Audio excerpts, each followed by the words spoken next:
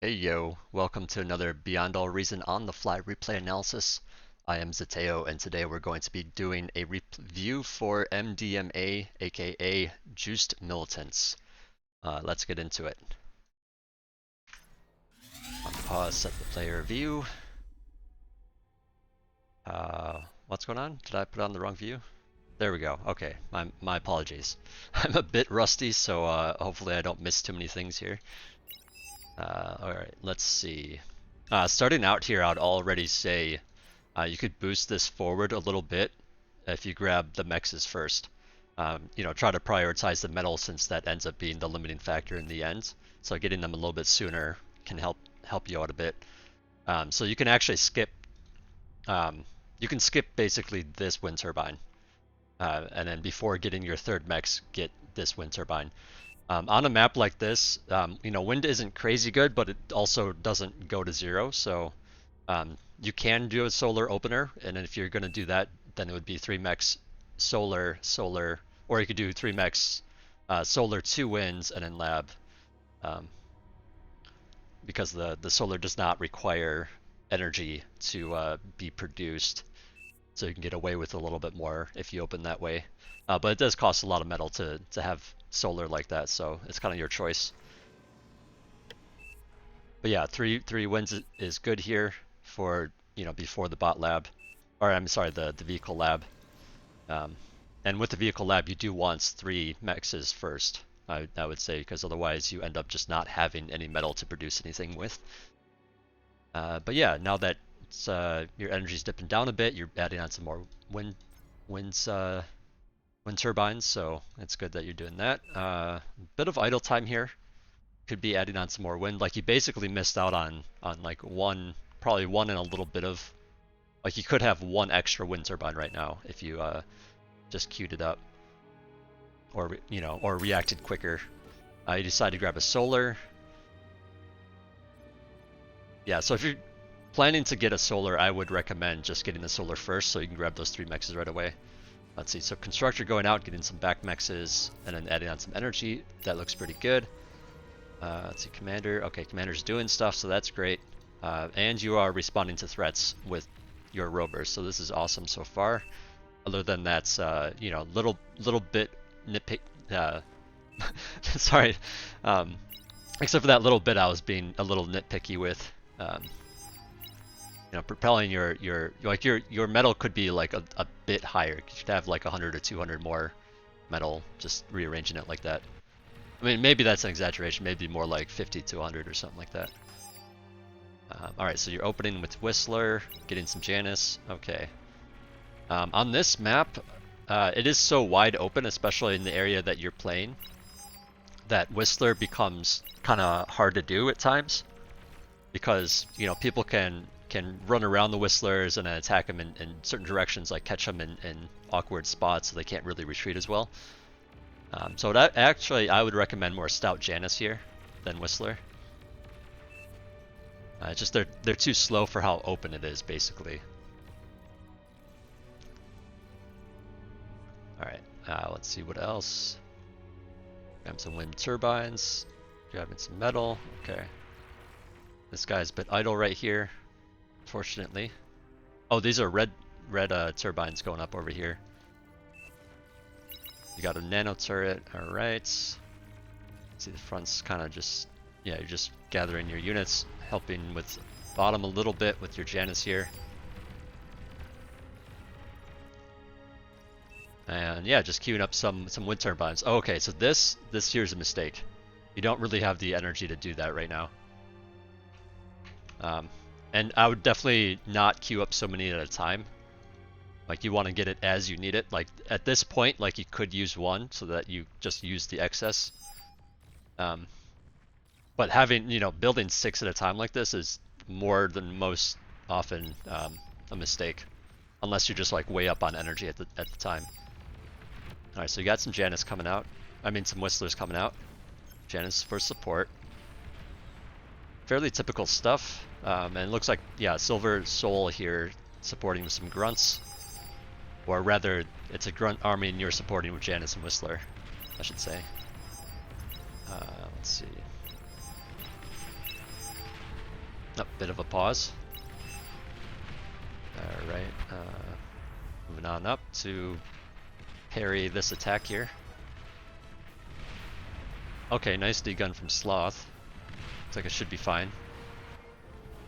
Yeah, some support with your commander is nice. I like that you came over here with them, or with your commander, and then you got your main army still at the front over here. So just adding some additional help there.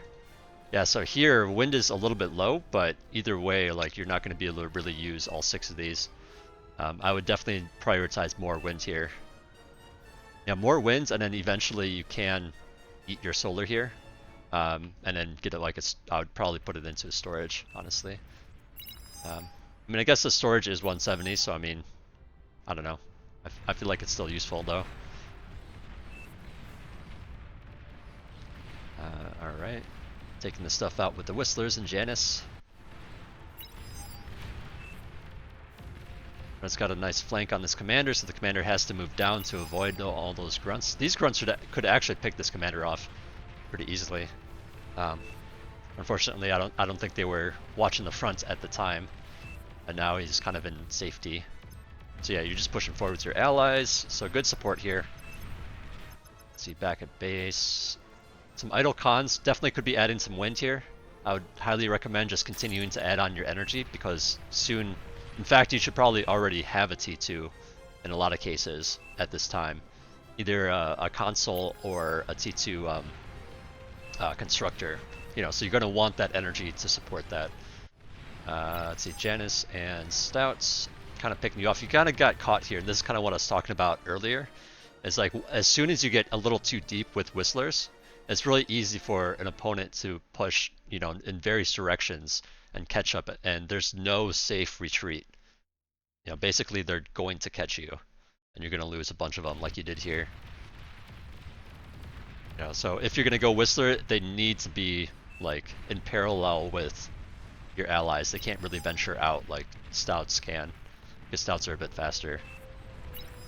And even Stouts can be caught like that too.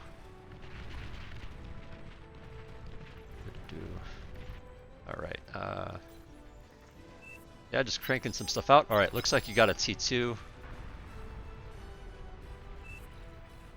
Okay, so you paid for it even. In fact, wait, was that 800?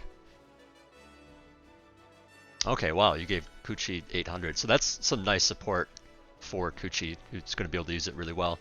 You guys are holding pretty well at the front here. Ooh, this might be a mistake here.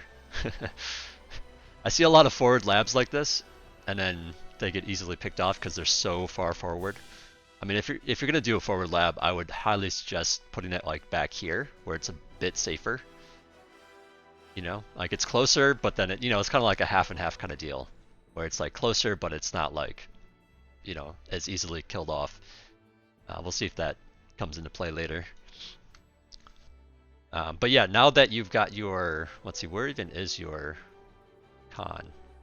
Oh, he's over here. Oh, he put the lab here. That's okay. That's different. It's so far away from where he like started. But yeah, so you got your Khan coming over. You're grabbing this one. Okay, yeah, this is a good one to get first, because that's going to be by your build power. Now you only have one construction turret here, so like it's not really that big a help. But I would say, you know, just future planning, like if you were to play this exact same thing again, I would suggest instead of putting the nano here or the construction turret, I would put it back here.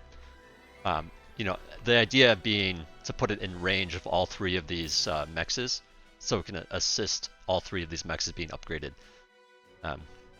Because basically when you start upgrading mexes, you want to get it ASAP to benefit from that +4, you know, 4 times metal income. You know, so it's basically +8 instead of +2. I'm doing some rounding here. Obviously, they're 1.9 instead, but you get the idea. Yeah, as soon as I get a T2, if I don't, you know, like I think back, like, do I have enough energy? and you know, in some cases I don't, and it's just like, you know, then I try to quickly add on some more energy as much as I can.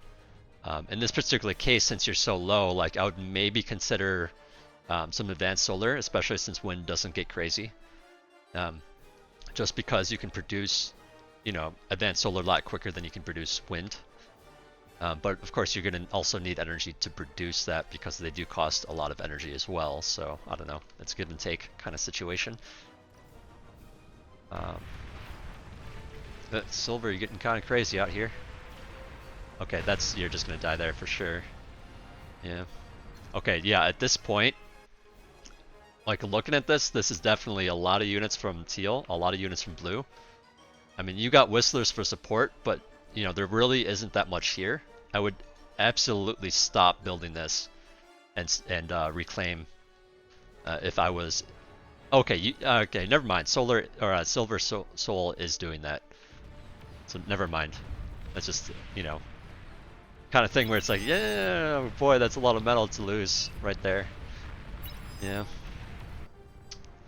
Meanwhile, you are upgrading your mechs and you're building units. So usually in a lot of cases, I would suggest, you know, stopping production on your lab at the very least. And if you can, you know, reclaim your lab and put that metal into these mexes and then rebuild the lab afterwards.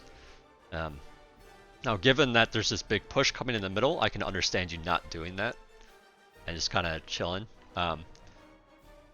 I would also say that it's unlikely for them to actually push really deep in the middle, solely because, you know, if these guys start pushing, say, like up to here, now all of a sudden your allies can swing in this way, you know, more guys can come in this way, and then you also got, you know, it's like easy for them to get surrounded and easily killed off.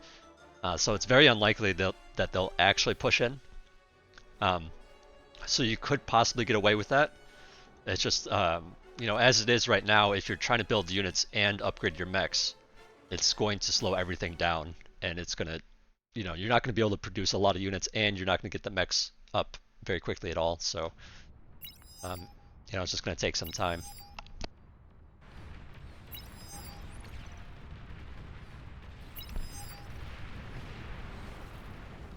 Yeah, and in terms of like defending this position, it's going to be rather hard for you guys to do that, but I suppose, you know, these sprinters are actually doing a reasonable job here, keeping the men at bay, so looks totally fine. So yeah, you could actually just eat the lab here. And if you had built up more winds, you could eat the solar as well.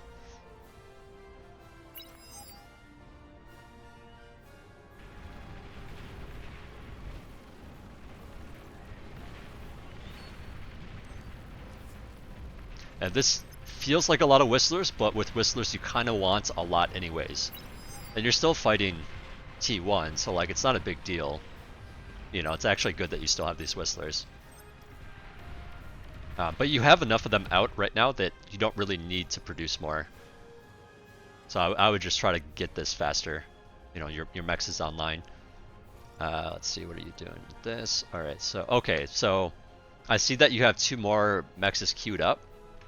Since your energy is so low, and even if you had built up a bunch of wind, it would still be kind of low because the wind average is not terribly, or the you know, wind doesn't get super high on this map. But yeah, since you have so little winds or so little energy coming in, I would highly suggest maybe getting a fusion before these other 2 mexes, and then just pour, you know, take this out. Whoops. I hate that it does that. You know, reclaim this, reclaim that, and build a fusion. You know, around the same area where all the build power can hit it, and just try to build it as fast as possible. And then after that fusion's done, grab your other mexes, and then you can start like a T2 lab or something like that. You know, either before or after these 2 mexes. The reason for all this is because you're going to need energy to support all this, all these extractors.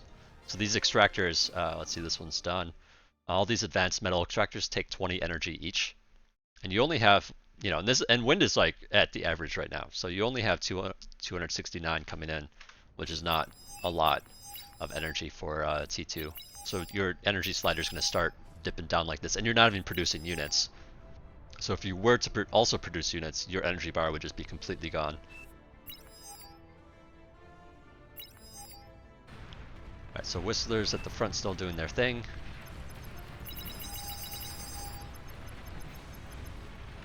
This feels like too much of a ball in a way. I prefer they would be a little bit more spread out, especially the stouts. I mean, the Whistlers are okay balled, but I would try to get your stouts like in a separate, either control group or auto group, to just like have them in the fronts. Or just like, you know, to have them separated a bit. Alright, so you're still producing... Okay, so you're just straight up producing stouts at this point. Which is good, because you're going to need, you know, support for your Whistlers, so you're doing that just right. Meanwhile, Commander's... Yep, your Commander's eating some Rex up here. Very good. This is definitely an overextension by Zeitka. Well, maybe not. I mean, I guess because you're here to support on this side, like, this ends up working out okay. I have a widget that tells you the like gains and losses in that particular area for that battle. So I have you selected, so this is a minus 687 M, which means your team basically lost, you know, 687 metal in this exchange, in terms of unit losses. If it was a positive number, that would mean that your team is up instead of down. But yeah, so you can tell that with this number, you can see that this has been not worthwhile in terms of metal exchange. And that also does not include the Rex. It does not include the, you know, the potential metal gains from mexes and stuff that were taken out. But yeah, I think you do a reasonable job supporting and then pull back right afterwards. So, you know, you're doing this reasonably well at the front. Let's see, you're adding on some more of that. And here, yeah, you're running into that energy issue I was talking about. So you just really can't support it. So the energy slider here, like, bounces up and down. And that might seem a little, I don't know if that confuses you or not. But the way it basically works is you get your energy income and it goes up. And then you spend it on whatever you're doing. So then it goes down afterwards. You know, so then you'll see it kind of bouncing like that, just up and down and up and down and up and down. You know, basically if it ever reaches, you know, the very, very low point, like when it's doing that, that means you're basically stalling a bit. So here now it's like going a very little bit and going all the way down, which means you're stalling even harder. Especially, you know, because you're upgrading that as well as this. Or I'm sorry, building the T2 while upgrading this. So yeah, your energy you needed, not right now, but you needed it yesterday in a way, in a sense. Alright, spiders are out now. So at this point, yeah, definitely reclaim this. I mean, obviously you don't really need to because you don't really need the metal, you need the energy, but you know, in most cases, like if you get your energy you know, fixed up, you could reclaim this. I highly recommend if you're building something big like a T2 lab, or even just for upgrading mexes or anything like that, you know, if your metal runs out, basically get rid of the things that you're not using, which includes this solar as well as the lab, because they're just not going to do much for you. Okay, so now you're reclaiming it as your metal dips down, so that's good. So you're doing that just right. But yeah, get rid of the solar. Alright, so you got your T2 coming out. Mausers seem like a good choice here. And you got your, you know, oops, that's not you. And you got your jammer and radar to go with it, so that's good.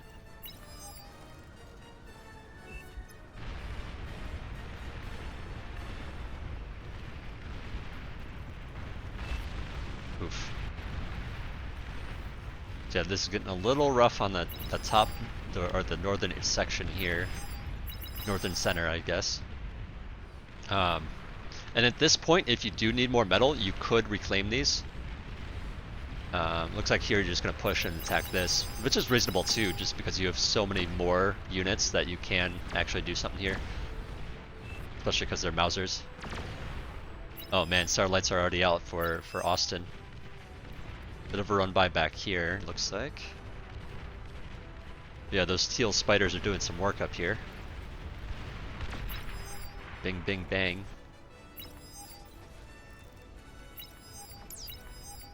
Yeah, blue's got a lot of presence around. Austin is just that good. Alright, so Jaguars now. Yeah, Jaguars to fight the Jaguars. Reasonable considering it takes a while to build bulls. Oof, the D-guns. Where is your commander, by the way? Okay, so you got your commander hidden back here, so that's good. Your team only has 2 left, so it's good that you're hiding. Oh, D-gun.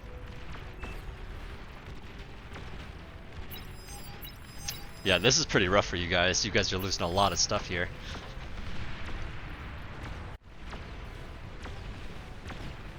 So I'm curious to know what your teammates are doing right now.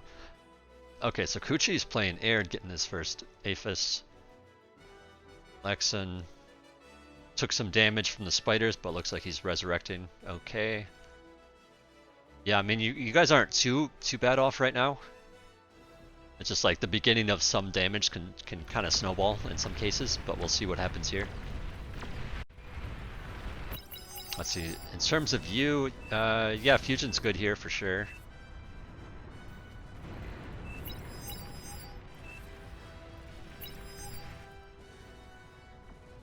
Let's see, so you upgraded this max. Let's see, this one is reds. I thought you had 2 over here, but maybe not.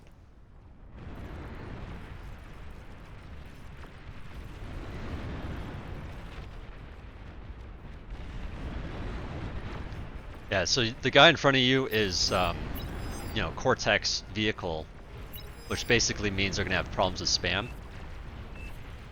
Actually, I don't know if the, I'm kind of curious now, if the extended vehicles are on. Okay, so there is a printer at least, and the salamander. Okay, so there are some options. So never mind. I was gonna say like it's, you know, it'd be a reasonable thing to consider going a little bit heavier into anti-spam, but you know, these salamanders do okay.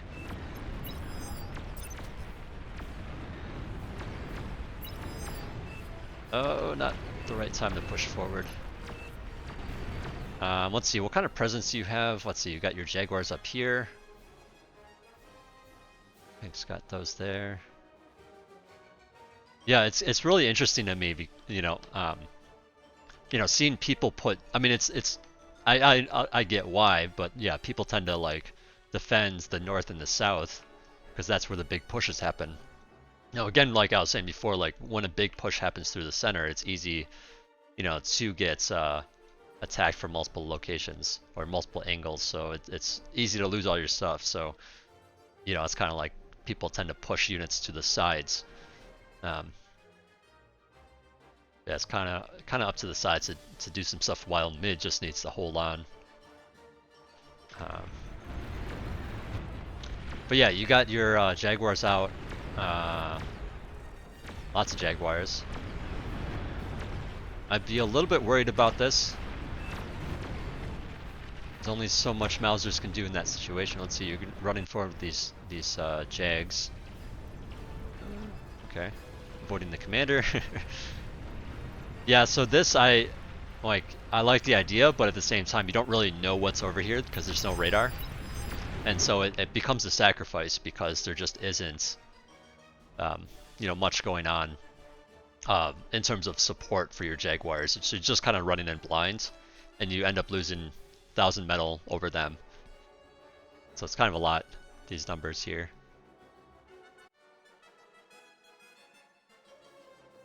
So yeah, if you're gonna do something like that, I would highly suggest do it in a location that has radar, or that you know what you're up against. I mean, it looks enticing because, you know, you don't see any dots up here, but yeah, a little bit rough. I would have considered maybe just gifting them to Lexon here, so that he can use them as support, as anti-spam for these bulls and stuff, and then he can make like a bigger push when the time's right for him, type of thing. Oh, and there's Mausers up here too. So yeah, that actually would have been really good support, and this would have been a really big push. I mean, it is already. I mean, it's still going to be a big push, but you could have supported with Jags there instead of running them in alone, essentially. So nice bull support, or nice bull count from Lights Pink here. Oh, they got an Aphis up. Anti-nuke. Yeah, if you're gonna build an anti-nuke, you know, like anytime you place it, I would highly suggest just like zooming out, seeing where you can affect the most allies. Because this anti-nuke like helps you out and it helps Pink out a little bit. But Pink can very easily get nuked here. Like, you know, they can actually just get nuked here and lose a bunch of stuff here. Lights Pink, almost the entire base is nukeable at this time. And so if you had placed your anti-nuke more forward, you know, like I would say ideally you want it something more like this, like near Pink's base. You know, it's just the sort of thing of like, you know, make sure you try to cover as many people as you can. Because yeah, as it is, it basically mostly only helps you out here, and it overlaps a lot with the red anti-nuke. So yeah, here's that big push. Lots of marauders from Kuchi here.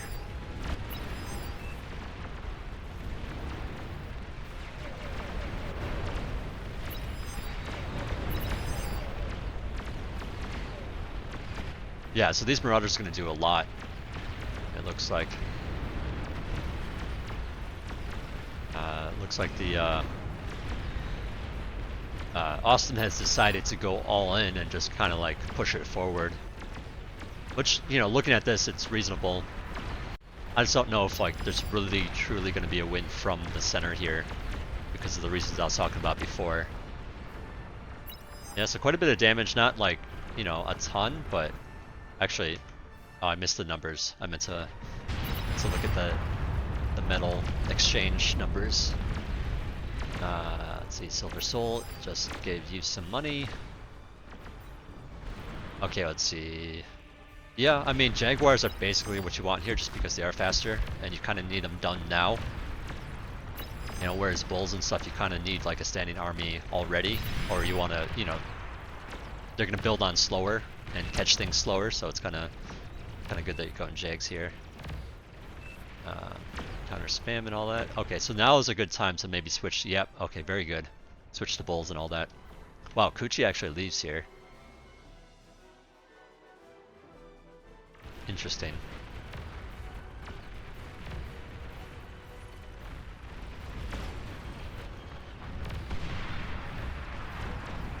Yeah, so Lexon takes it.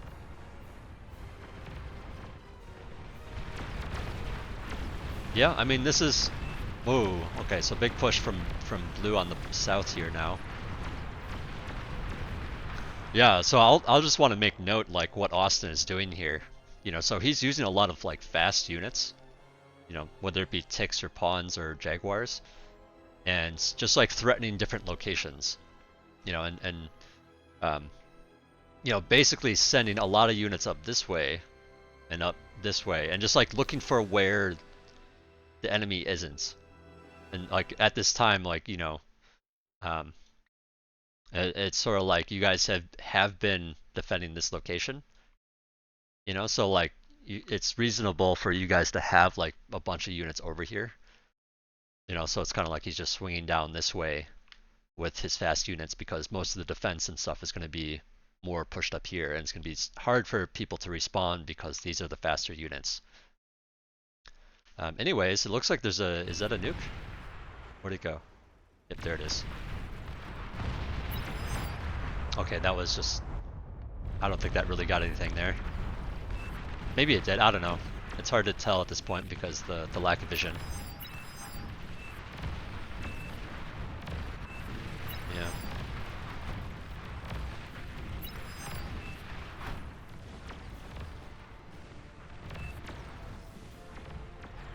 Salamander's doing their thing. Lexon just takes everything. Which is a good thing. This is like a situation where, yeah, the better the player, the more they should like take it. Just having all that extra economy, like the better the player, the more chance or the higher the chance that they're going to actually be able to use it all. Manage all that stuff. Let's see. Meanwhile, back in your base, you're adding on some of these res bots. Res bots, bulls, jaguars. Okay. Yeah, I mean, yeah. So your scaling has slowed, and you know maybe with good reason because you guys have been pushed so hard. Um, yeah. It's just kind of hard because like I want to suggest maybe some starlights here, but can't really do it because you don't really have the economy for it. And this I think just all goes back to your energy production when you got T2. Like you had enough energy production for your T1 needs, but then you got T2, upgraded your mexes, then all of a sudden it's like, yeah, those 12 wind turbines is just not going to be enough for all the metal you have coming in and you know, getting your lab and all that. So just anticipating that I think is probably the biggest thing for you in this particular match.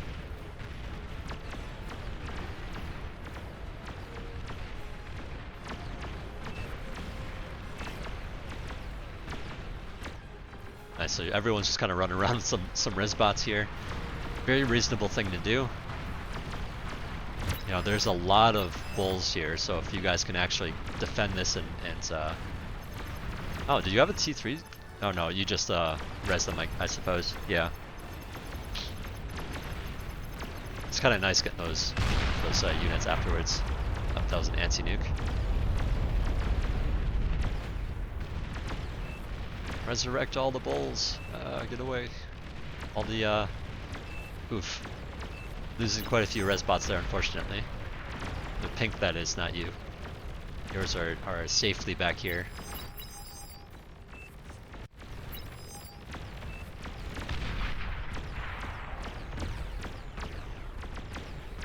Yeah, at this point you could just cloak your commander and sit somewhere.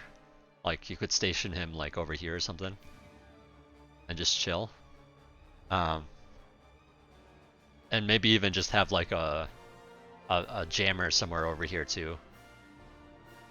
Probably ideally, since you're Armada, you could put like a you know, T1 jammer, the Sneaky Pete.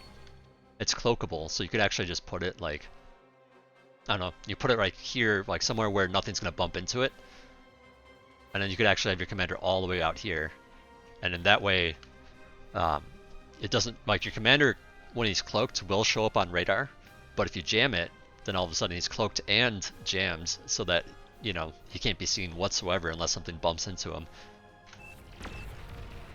I mean, I suppose there's countermeasure, the countermeasure building, but you know, no one's going to build that out here, so. Oof. It's a big push from Lexon with all that extra income. 3 Thors. I mean, 3 Thors is definitely, ooh, okay.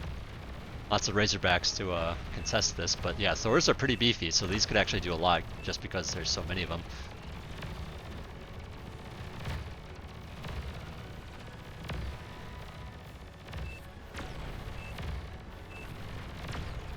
I wouldn't mind them pulling this Thor back to repair.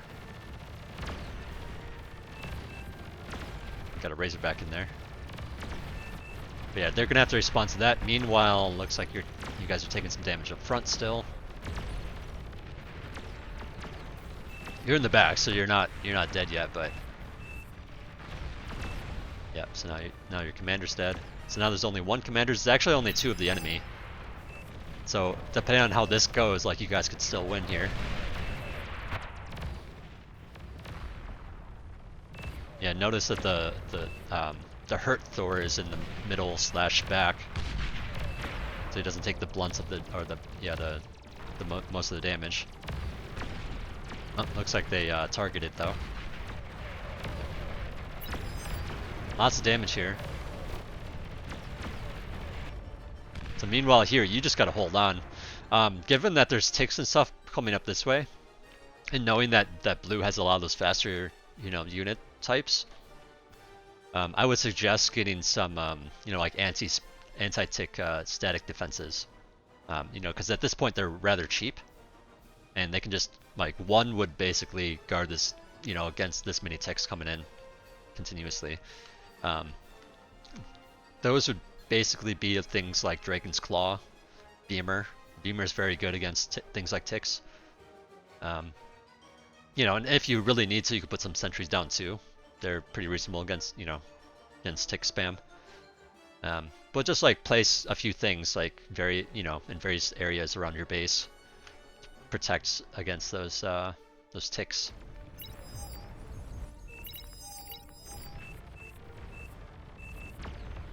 Because yeah, this kind of curtains for you at this point. And they actually resign. Wow. Holy cow. I'm surprised by that. Why would they resign here? Like, there's so much damage on you guys too. Like, there's like looking at the whole picture here, there's actually more damage on you guys than there is on them. Granted, Teal here is basically about to die. So this is kind of misleading actually, because these are mostly fighters. Mostly fighters, and then, you know, looking at this, it's kind of like, well, there's kind of a lot here too, but it's mostly anti-air nettles. So there's really no defense against, you know, whatever comes in over here. Just a couple of like bulls and stuff. So actually, yeah. So it's basically just up to these two players. And blue's kind of looking like they're running out of steam here. But man, this is so close. It's like a couple of fusions. Like there's 4 fusions in this game on this side, or Aphis, I should say. Yeah, it's coming in that way. In this kind of situation, I would actually play this out because this is crazy. It's actually a crazy game. I can't believe it. I mean, because you're basically dead here, right? I mean, you got nothing to defend. You got 1 bull. It wouldn't be hard for them to just run in here with whatever. I mean, I guess there is that Thor I was just showing. Where is he? This guy.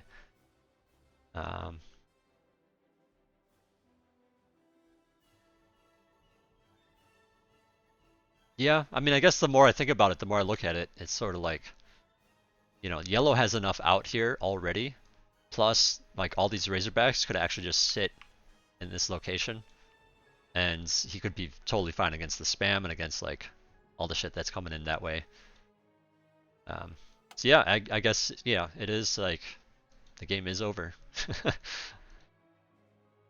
But yeah, going back to your analysis, sorry I got a little sidetracked with like the end game here, but yeah, I think the biggest issue is just not building enough energy before your T2 comes out. You know, so essentially you're going to slow down your Whistler production just a little bit to get more wins going. You know, like as time progresses, and then you know, after you get your 3 middle extractors, just getting you know, a fusion or something like that because your energy is so low. I mean, and your energy was low enough that it did make sense to get advanced solar. Just if you got that a bit sooner, it would have helped you out a lot. In terms of the fronts and like engaging in and all that, you did pretty well overall. You got a little too far out at 1 point. So you got a little bit punished, but it worked out just fine.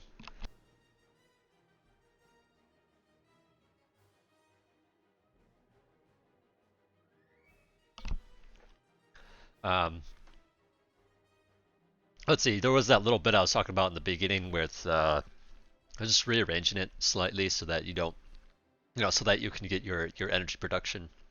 I'm sorry, yeah, get your energy production a little bit later and get your mexes sooner. And then, you know, just maybe trying to scale a little bit faster, a little bit harder. But yeah, that kind of had more to do with your energies being so low. But yeah, if you do that, you know, a little bit more efficiently, you could field a lot more units and have more impact. And then yeah, just throwing away those Jaguars was kind of a big deal too. You know, because it just kind of left you more exposed in the center here, where you guys kind of needed it.